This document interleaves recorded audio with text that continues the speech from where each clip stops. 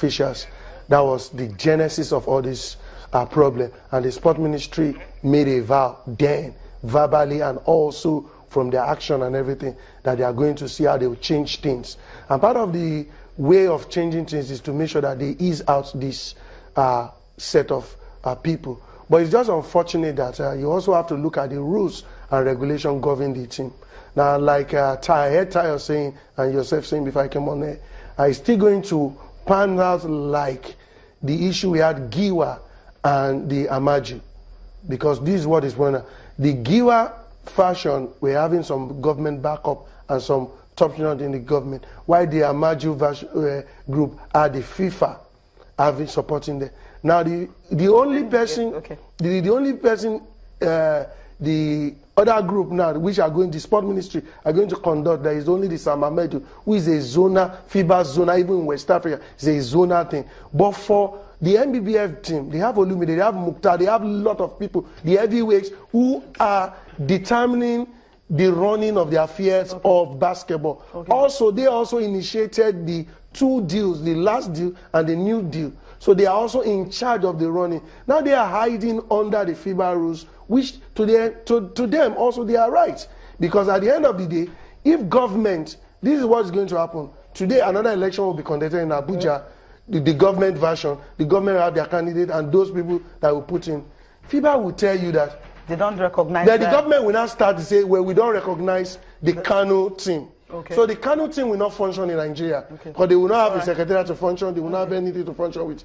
Then the Kano team will now run to FIBA and say, we are not being allowed to run this thing. Then FIBA will now want to stop basketball in Nigeria. And basketball, that's crisis. This is a crisis there. You know what, Austin is in Abuja today. Austin, good morning.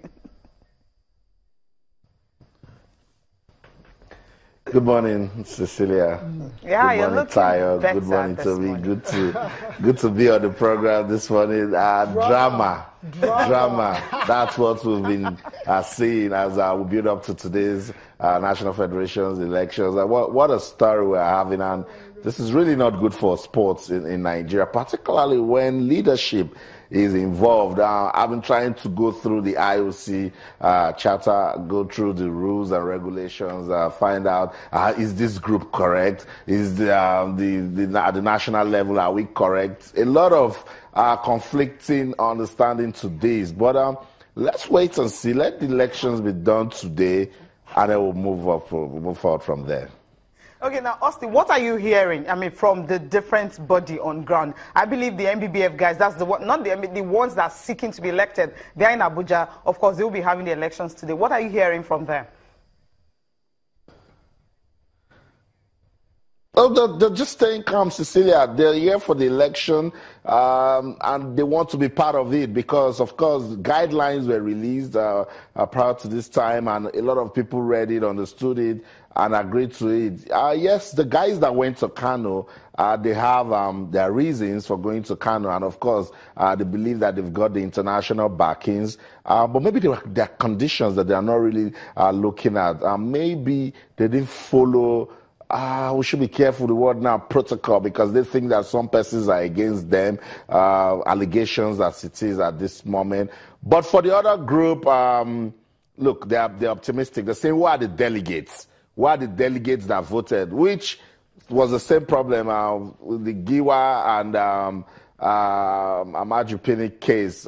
So it's really tough. I want to see how the Ministry for Youth and Sports will step into this and show some maturity and then clear this crisis. But it's really not looking good. Musa Kida and his team, they're on ground, and the other guys that want to be elected. When I get to the stadium today, I'll look at them, weigh the delegates that will be voting on this side, and compare it to the ones that voted in Kano.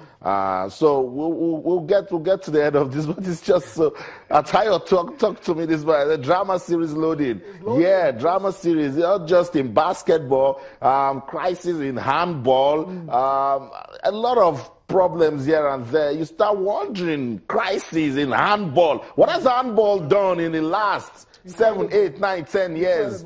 People that have no business with sports administration in this country shouldn't come there for personal gain. So it's just disheartening. Yeah, it's a shame, really, Austin. I totally agree with you this morning. Let's talk about the other guys. Let's leave the drama aside. All the different sporting federations, obviously, they're all getting set for elections today.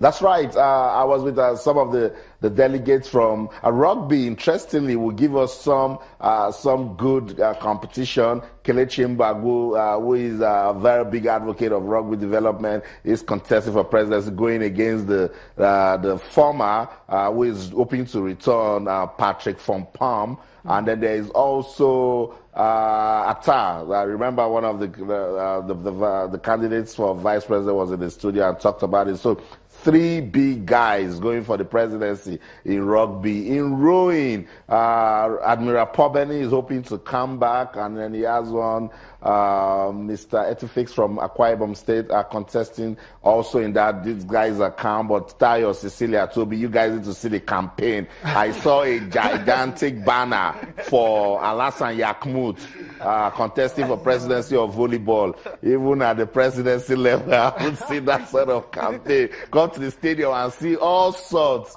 These guys mean business. I like the fact that this time around we have a robust delegates voting, and so it will be difficult to